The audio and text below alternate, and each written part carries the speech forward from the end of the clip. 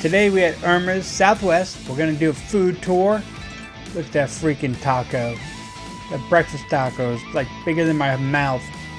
Oh, it was so good. Anyway, we're gonna have a fun day and you guys get to see what we're going to chow down on.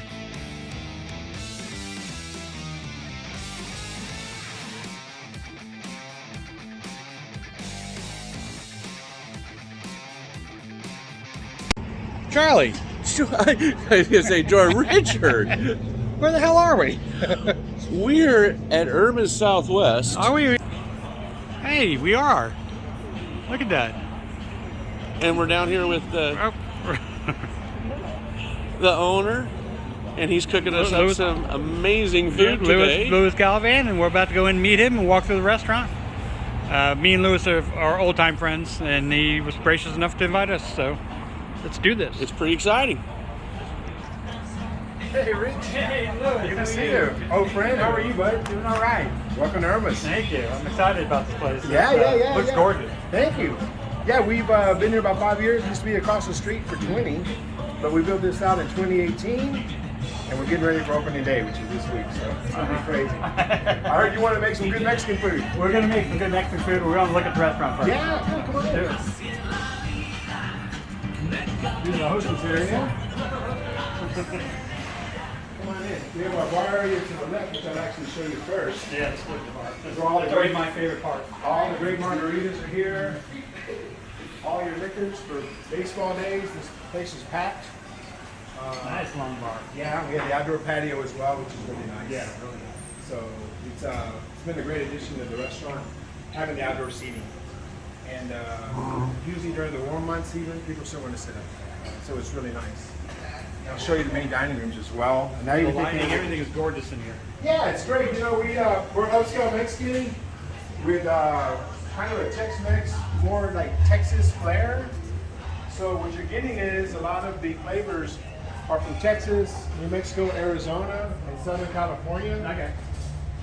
These are our main dining rooms. Texas room, the branch, VIP, and then we do private parties in this. From the furniture to the lighting to everything. My business partner's wife did all the decorations. They live in Fredericksburg, Texas.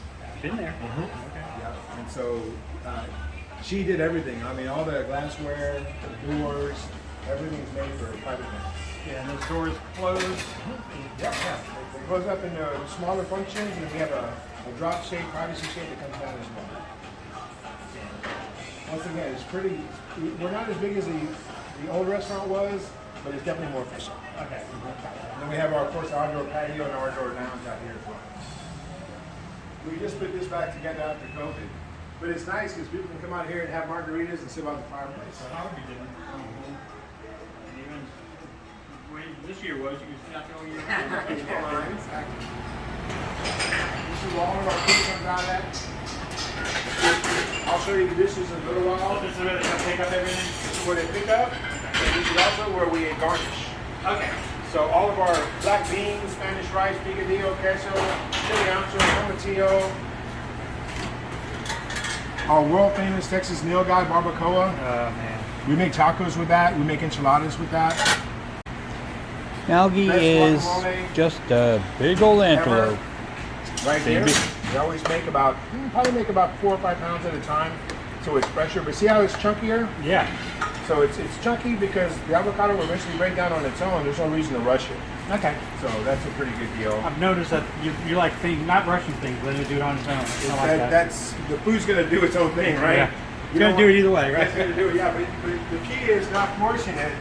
Goes with fish, goes with chicken, goes with beef, goes with shrimp. You can overcook shrimp. Oh, you can overcook shrimp. So. And there's our main line here, Yolanda. Best Mexican cook in the country. Hi. Mariana, the best tortilla maker in the country. And I'm not just saying that. So all of our Mexican food and all of our seafood and Texas wild game comes off of this line. And then back here we do homemade tortillas. I love this oven. Yeah. The next line is great when we do kind of base some items. And then this is just our prep line. But when most of our tortillas are here, when we hit baseball, we'll do the shrimp tacos and extra fajitas on this line. Okay. Not too many restaurants have 2 lines, but we built this second line so that the first line wouldn't get overloaded. Gotcha.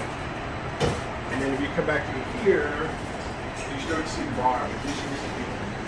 Well, those guys are the ones that went to the rock country. Oh, I can't forget it. So. They're like me about 20 years ago. Exactly. 40 years ago, I should say. Cool. Lewis wants to show us how to marinate vegetables, and man, it looks so good. These guys are better cooks than I am. But then they're faster too. Okay. So That's what my I'll problem. do, yeah. That's my problem. I'm a slow cook. Yeah, well, it depends, right? We have to pick up the speed whenever we get into. Oh yeah, definitely. Yeah, but it gets a little crazy. So what it's doing here is you just put a little oil on the vegetable, then you're just gonna marinate them a little bit. So what's in this? It's Olive oil. olive oil, garlic, parsley, and oregano. Right. So what you do is you hit the vegetables with this a little bit. And what we do here is we do a little bit more healthy cooking. It isn't all rice and beans and yellow cheese. Okay. We like to, since people are eating less tortillas now than they used to, which should be the case, they're eating more vegetables, salads, avocados, and they're paying premium pricing for it. Okay. So it isn't just, hey, throw me 2 enchiladas on the plate with rice and beans and Right. stuff, right? Nothing wrong with that though. Oh, yeah, there is. Okay. It is we're going to do a real Mexican restaurant because most of the places you go to, the rice and beans are terrible. Oh, that's true. Yeah. And what I'm going to do is I'm just going to put on these.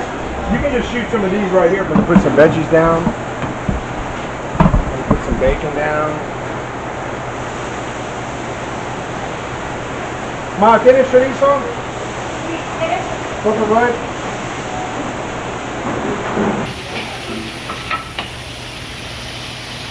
Look at that bacon.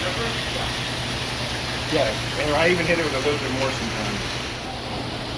So I'm going to cook this bacon up fresh. The good thing about when you're doing the cooking shows, and I've only seen a couple of them, you almost kind of want to pre-prep, you know? Right. You almost want to kind of do a, you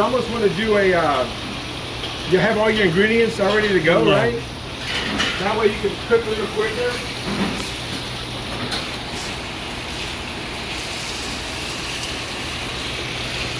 Got it? Okay, this is healthy. I mean, you can make fajitas with that. Okay. Right, and I won't make you vegetable fajitas right now. But what I'm doing is I'm just kind of doing some pre-prep right now. I'm doing some pre-prep. So that way if I decide to use the bacon or the chorizo, and then we're going to make you some dishes. That bacon looks so good. Yeah, it is. What I'm going to do is I'm going to cook some chorizo, right? Okay. But I like the chorizo more with jalapeno.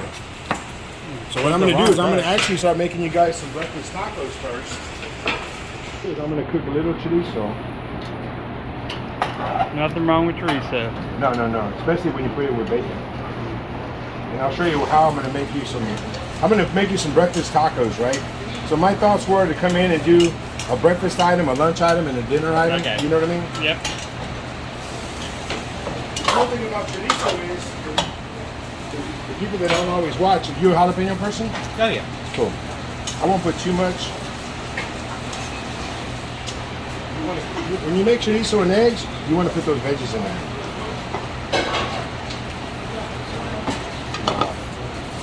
And then I still hit it with bacon. I'm going to add some bacon.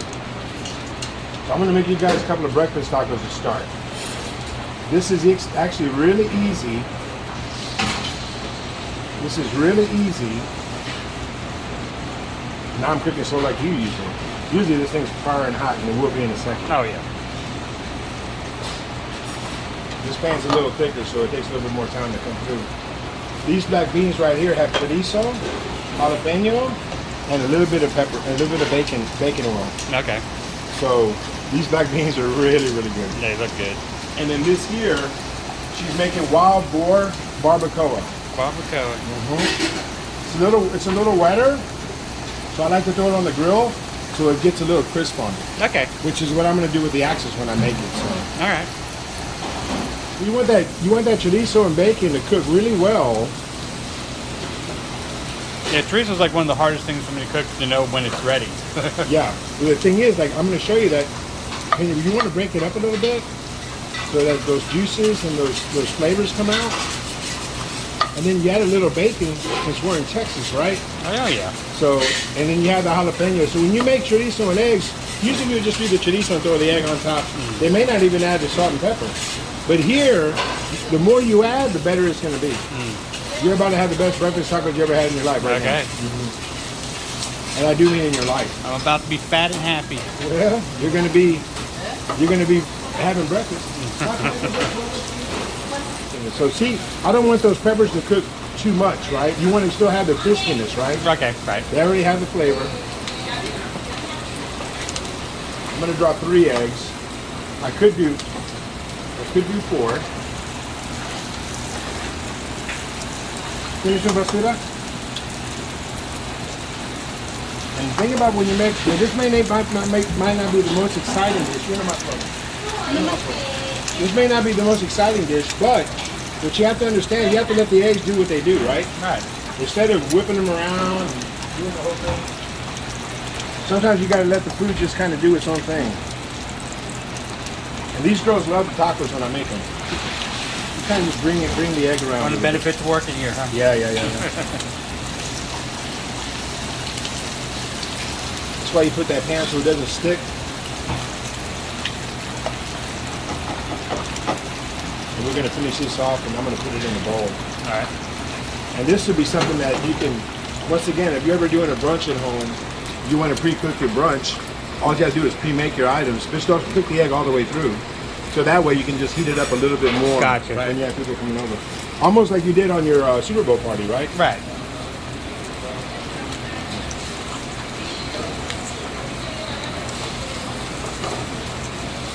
And then I'm going to let the egg kind of do its thing right here. So I'll just let it do its thing. I'll turn the heat down a little bit. But I don't want that egg to overcook. When you overcook the egg, it's too dry. Right. No. Yeah, that's already looking incredible. Oh, yeah. There's 2 ways I can make this. I can throw cheese on top and make it cheesy, but I'm going to make you Mexican breakfast tacos. Okay. So the way the Mexicans do it, at least this Mexican, you'll see it here in a second. See how that egg isn't too overcooked? Right. Pop it over here. I'm going to put it in here. That one might need a little bit more cooking. She's not the fastest tortilla lady, but she might be the best.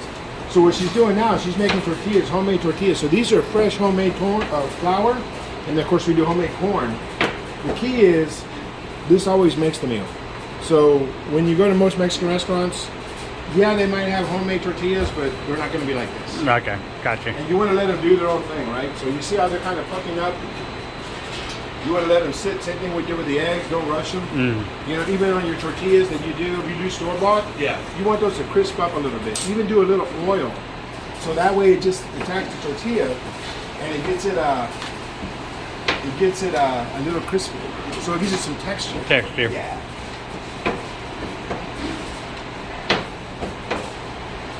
Quick. This one's almost ready. See how it's getting that little fluff? Yes. And that's it right there. And he'll I'm bring actually those learning a lot. Yeah, he'll bring those other 2 over here. So we did a little black bean, right? Let's start with the black bean. Yep. Now, of course, I have everything at my disposal. I do a little bit of Monterey Jack to kind of hold the tortilla together. Okay. Once again. Actually, they don't flip on each other. Got it. So, I'm going to get a little bit of our chorizo and eggs here. ¿Tienes pique de gallo? Sí. Por favor. Now this is where the Mexican thing takes a turn right here, because they already have a jalapeno in there, right? Mm-hmm. And you're going, oh, well, I need salsa, right? But you really don't. The key to this one is, so we have fresh pique de gallo. Okay, this adds the coolness. ¿Tienes tu salsa? It's a little bit more jalapeno, right? Okay. I'm to let you Man, guys try these. he loads these things up. And see the open face like that, right? Use some queso fresco. Yes, and it's you already know. Yeah. No, it's not one of it. We'll finish it off with some cilantro. Okay. Plating's not doing too well right now. You want everything centered. So Santos, you know what I need? I need a Pollo Verde, and I need a. You can make it fresco. Give me a Cool. So there you go. All right. Now you guys can film yourselves eating it. We're easy. All right, Richard. I'm going to try one of these. Let's see it. Can I even fit that in my mouth?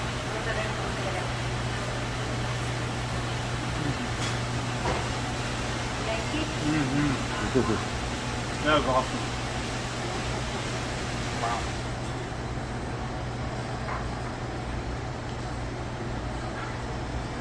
If you like spicy, that's it. And then you can wash it down with the lemonades. So that's Irma's Fresh Fruit Lemonade. It's been on the food channel. Okay. My mom used to make that for us in Inwood on Sundays before, after we got done playing football. Okay. We used to go and play, champions and concourse. Right. We go play football. My mom always had a Mexican meal waiting every Sunday for my dad when he was alive and the whole family. So mole, chile rellenos, fresh fruit lemonade, just all kinds of good stuff. That's good home life right there. Oh yeah, yeah, really good. How was the taco? It's probably the best taco I've had. Yeah, yeah. It can be a little cheesier, but I like the. It's perfect. I love the queso fresco and the tortilla de gallo. All the flavors together, they just meld together, and it's right, perfect. Right. Yeah, and I know it's a pretty easy dish. Even if you don't have homemade tortillas, you can still make great tacos like that. Yeah. Look for part 2 of our tour. Give me 1 second. Okay. Just wonder what. You left a mess, Charlie. I left a mess, I Make know. sure you were done.